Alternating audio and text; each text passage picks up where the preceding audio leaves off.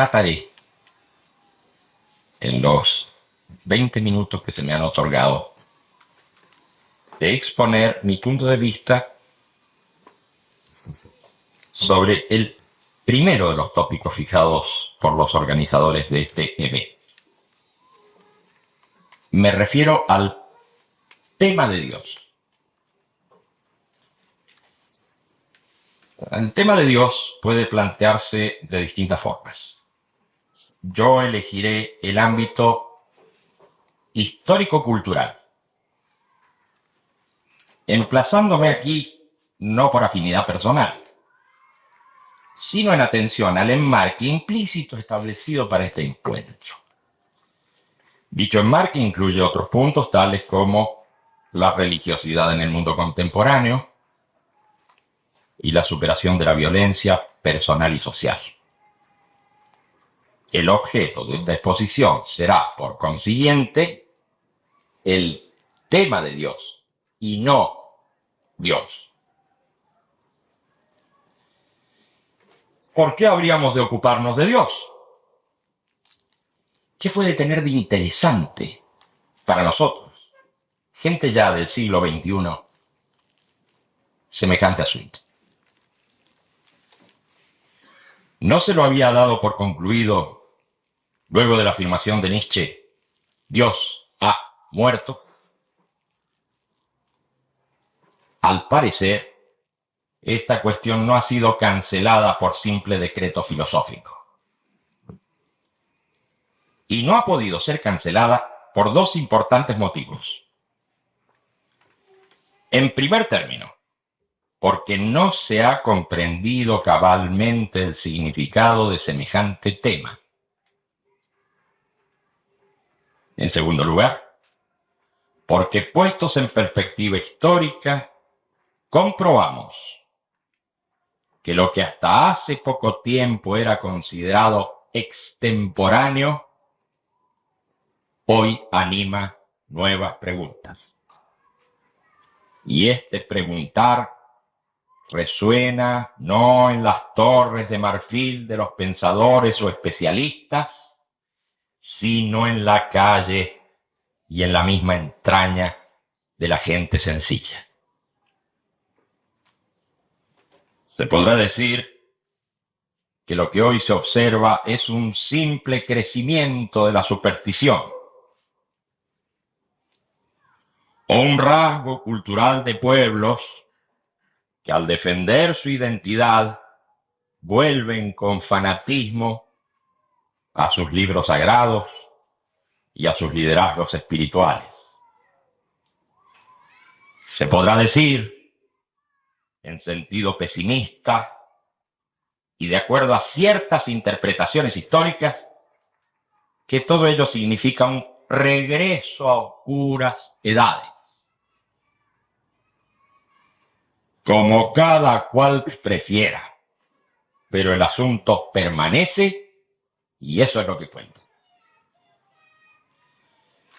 Yo creo que la afirmación de Nietzsche, Dios ha muerto, marca un momento decisivo en la larga historia del tema de Dios. Por lo menos desde el punto de vista de una teología negativa o radical, como quisieran llamarlo algunos de los defensores de esa postura. Y está claro que Nietzsche no se ubicó en los espacios de duelo que fijan habitualmente para sus discusiones los teístas y los ateos, los espiritualistas y los materialistas. Más bien se preguntó, ¿es que todavía se cree en Dios? ¿O es que está en marcha un proceso que acabará con la creencia en Dios?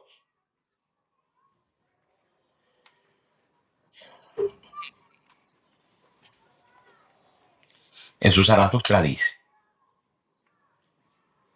y así se separaron el anciano y el hombre, riendo como ríen los niños. Mas cuando Zaratustra estuvo solo, habló así a su corazón.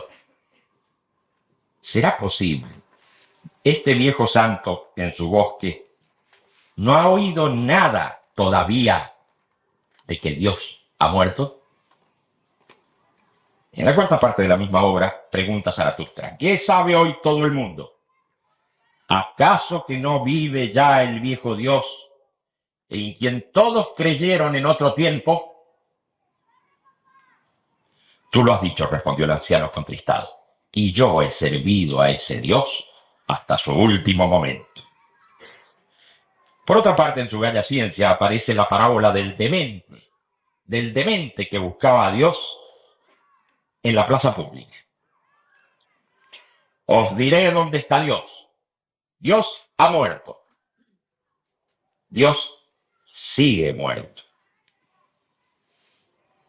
Pero como sus oyentes no entendían, el demente les explicó que había llegado prematuramente, que la muerte de Dios todavía estaba ocurriendo. Es evidente en los párrafos citados que se está haciendo alusión a un proceso cultural, al desplazamiento de una creencia, dejando de lado la determinación exacta de la existencia o inexistencia en sí de Dios. La implicación que tiene el desplazamiento de tal creencia es de consecuencias enormes, porque arrastra tras de sí a todo un sistema de valores, por lo menos en el Occidente y en la época en que escribe Nietzsche. Por otra parte, esta pleamar del nihilismo que este autor predice para los tiempos venideros tiene como trasfondo su anunciada muerte de Dios. Dentro de esta concepción, puede pensarse que si los valores de una época están fundamentados en Dios, y éste desaparece, tendrá que sobrevenir un nuevo sistema de ideas que dé cuenta de la totalidad de la existencia y que justifique una nueva moral. Ese sistema de ideas debe dar cuenta del mundo, de la historia, del ser humano y su significado, de la sociedad y de la convivencia, de lo bueno y lo malo, de lo que se debe hacer y de lo que no se debe hacer. Ahora bien, ideas de este tipo habían comenzado a aparecer desde hacía mucho tiempo hasta desembocar finalmente en las grandes construcciones del idealismo crítico y del idealismo absoluto. Para el caso daba igual que un sistema de pensamiento se aplicara en dirección idealista o materialista, porque su entramado, su metodología de conocimiento y acción, era estrictamente racional, y en todo caso no daba cuenta de la totalidad de la vida.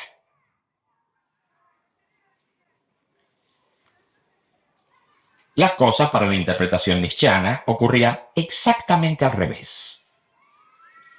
Surgían las ideologías desde la vida para dar razón y justificación de ella misma. Recuérdese que Nietzsche y Kierkegaard, ambos en lucha con el racionalismo y el idealismo de la época, pasan por ser los antecesores de las filosofías de la existencia. Sin embargo, en el horizonte filosófico de estos autores no aparecía todavía la descripción y comprensión de la estructura de la vida humana. Situación a la que se arriba recién en tiempos posteriores. Era como si de trasfondo todavía actuara la definición del hombre como animal racional.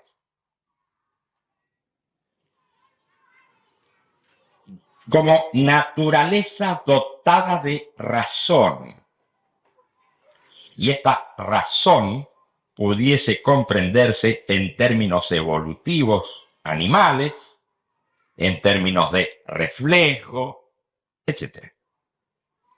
En esa época, todavía podía pensarse con legitimidad que la razón era lo más importante, o, a la inversa, que los instintos y las fuerzas oscuras de la vida orientaban a la razón. Este segundo era el caso de Nietzsche y de los vitalistas en general. Pero luego del descubrimiento, el descubrimiento de la vida humana, las cosas han cambiado. Y aquí debo disculparme por no desarrollar este punto en razón de las limitaciones existentes en esta exposición.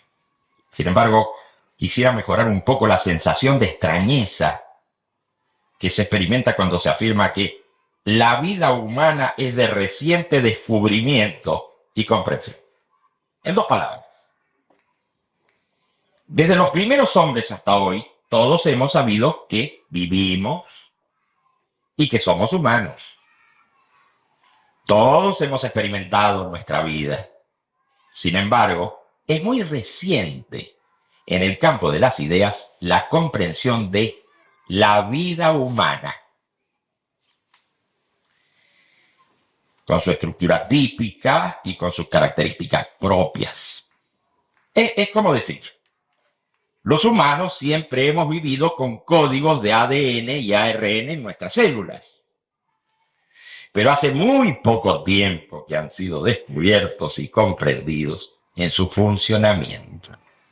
Así las cosas, conceptos como intencionalidad, apertura, historicidad de la conciencia, intersubjetividad, horizonte, etc., son de reciente precisión en el campo de las ideas y con ellos se ha dado cuenta de la estructura no de la vida en general, sino de la vida humana. Resultando de todo esto, una definición radicalmente diferente a la del animal racional. De este modo, por ejemplo, la vida animal, la vida natural, comienza en el momento de la concepción.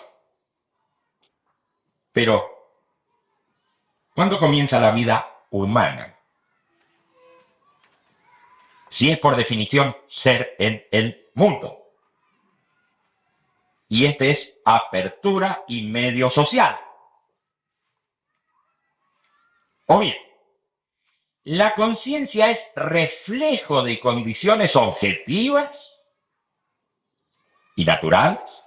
¿O es intencionalidad que configura y modifica las condiciones objetivas? ¿O el ser humano está definitivamente terminado o es un ser capaz de modificarse y construirse a sí mismo, no solamente en sentido histórico y social, sino en sentido biológico?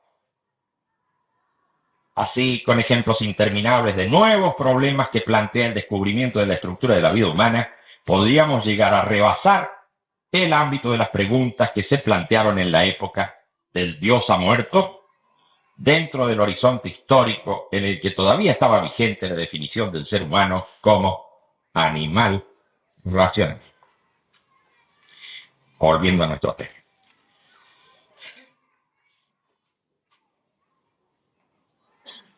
Si a la muerte de Dios no ocurría una sustitución que fundamentara el mundo y el quehacer humano, o bien, si se impusiera forzadamente un sistema racional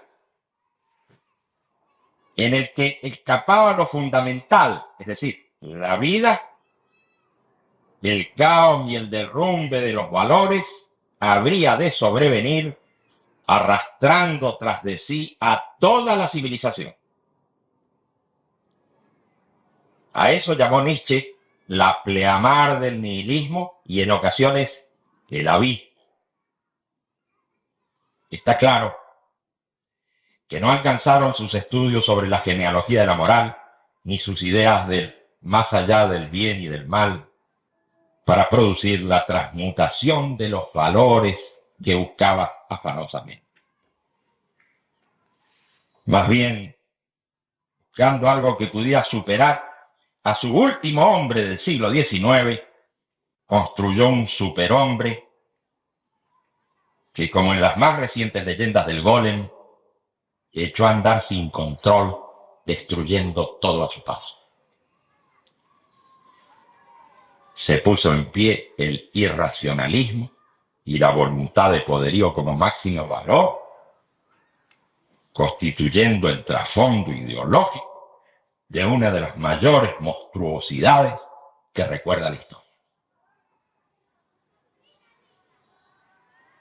El Dios ha muerto no pudo ser resuelto o superado por una nueva y positiva fundamentación de los valores.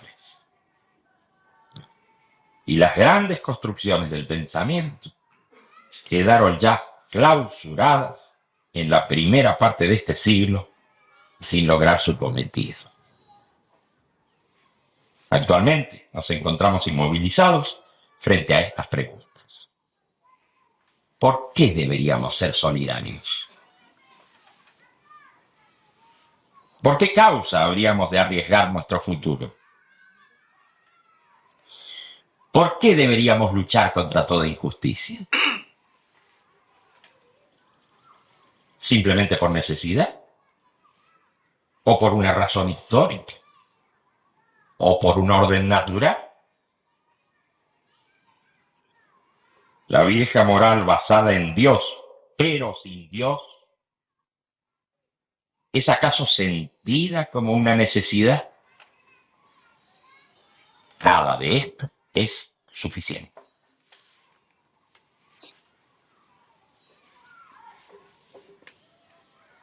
Y si hoy nos encontramos con la imposibilidad histórica de que surjan nuevos sistemas totales y fundamentantes, la situación parece complicarse. Recordemos que la última gran visión de la filosofía aparece en las investigaciones de Husserl en 1900, al igual que la visión completa del psiquismo humano que propone Freud en la interpretación de los sueños, 1900. La cosmovisión de la física se plasma en 1905 y en 1915 en la relatividad de Einstein. La sistematización de la lógica en los Principia Mathematica de Russell y Whitehead en 1910 y en el Tratado Lógico-Filosófico de Wittgenstein en 1921. Ya con el ser y el tiempo de Heidegger en 1927, obra inconclusa, que pretendió fundamentar la nueva ontología fenomenológica, se marca la ruptura de los grandes sistemas de pensamiento.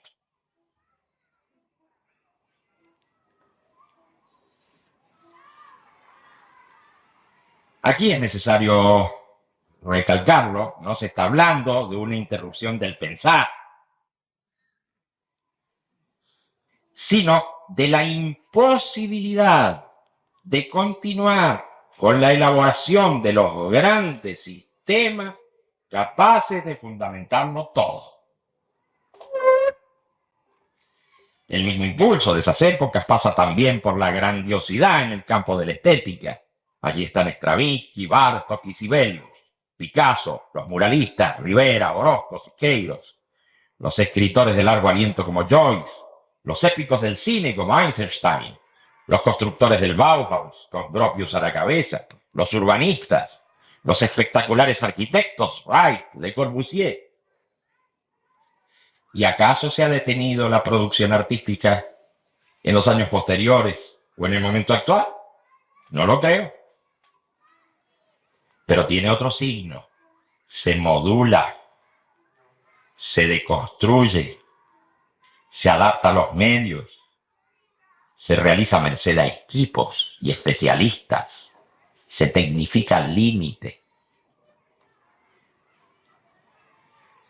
Los regímenes políticos sin alma que se imponen en aquellas épocas y que en su momento dan la ilusión de monolitismo y completitud, bien pueden entenderse como retrasos fácticos de romanticismos delirantes, como titanismos de la transformación del mundo a cualquier precio.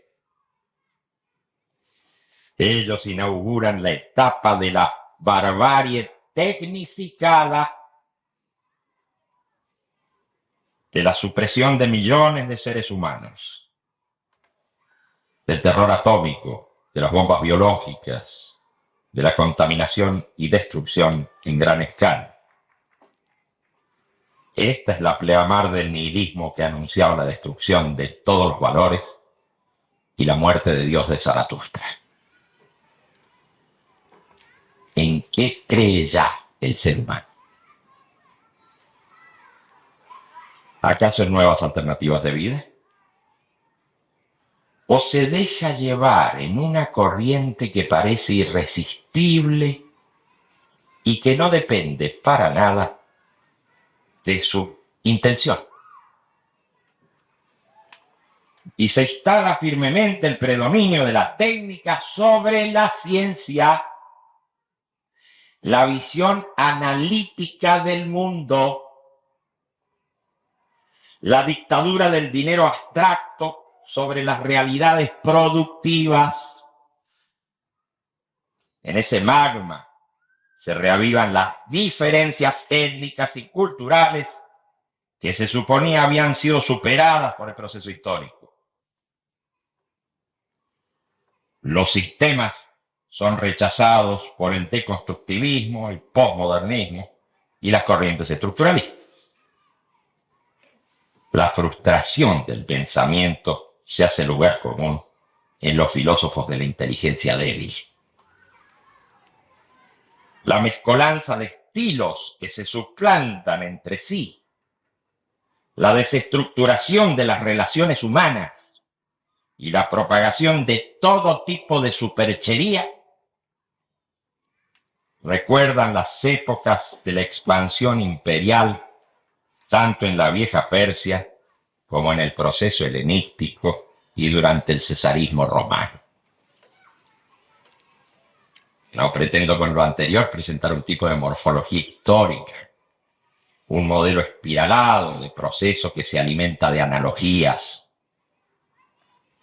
En todo caso, trato de destacar aspectos que para nada nos sorprenden o nos parecen increíbles, porque ya en otros tiempos afloraron, aunque en diferente contexto de mundialización y de progreso material. Tampoco quiero transmitir la atmósfera de inexorabilidad de una secuencia mecánica en la que para nada cuenta la intención humana. Más bien pienso lo contrario. Creo que gracias a las reflexiones que suscita la experiencia histórica de la humanidad, se está hoy en condiciones de iniciar una nueva civilización, la primera civilización planetaria. Pero las condiciones para este salto son en extremo difíciles. Piénsese en cómo se agranda la brecha entre las sociedades postindustriales y de la información y las sociedades hambrientas.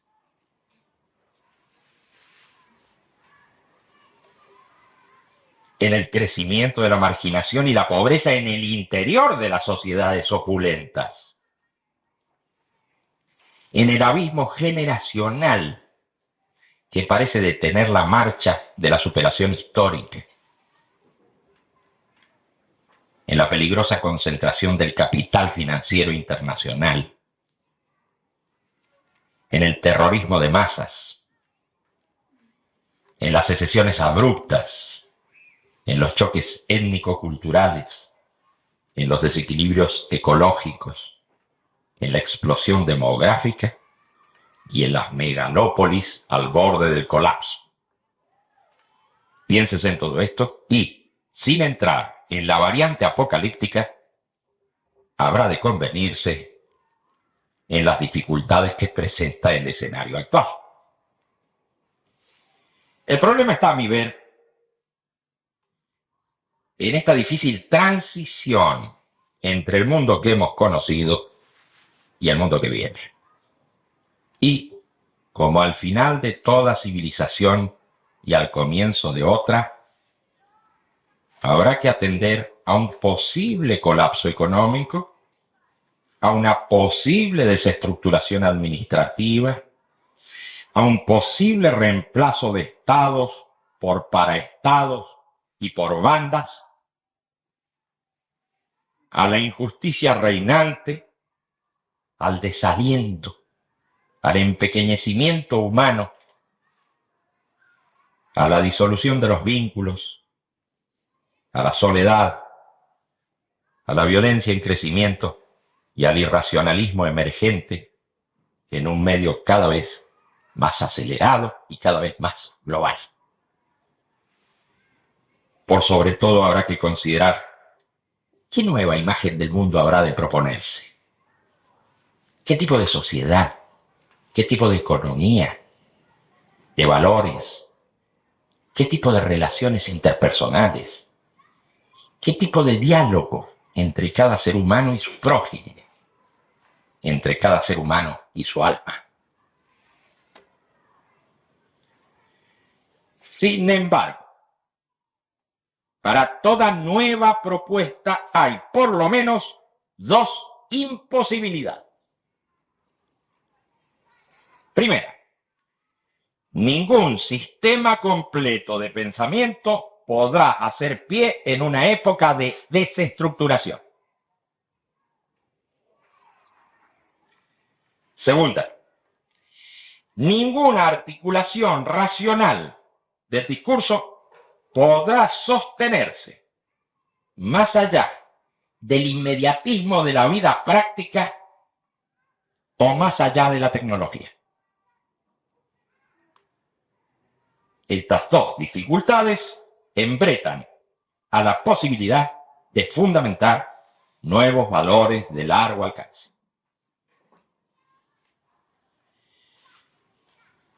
Si es que Dios no ha muerto, entonces las religiones tienen responsabilidades que cumplir con la humanidad. Hoy tienen el deber de crear una nueva atmósfera psicosocial, de dirigirse a sus fieles en actitud docente y erradicar todo resto de fanatismo y fundamentalismo.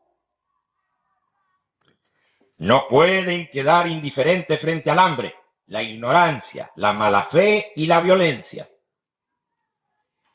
Deben contribuir fuertemente a la tolerancia, ir más allá de la tolerancia y propender el diálogo con otras confesiones y con todo aquel que se sienta responsable por el destino de la humanidad.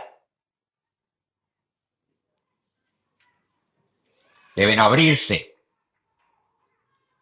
Y ruego que no se tome esto como una irreverencia a las manifestaciones de Dios en las distintas culturas. Estamos esperando de ellas esta contribución a la causa común en un momento por demás difícil.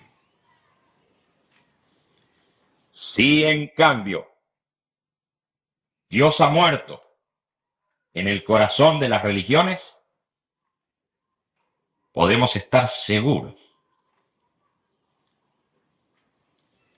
que ha de revivir en una nueva morada, como nos enseña la historia de los orígenes de toda civilización. Y esa nueva morada estará en el corazón del ser humano, muy lejos de toda institución y de todo poder.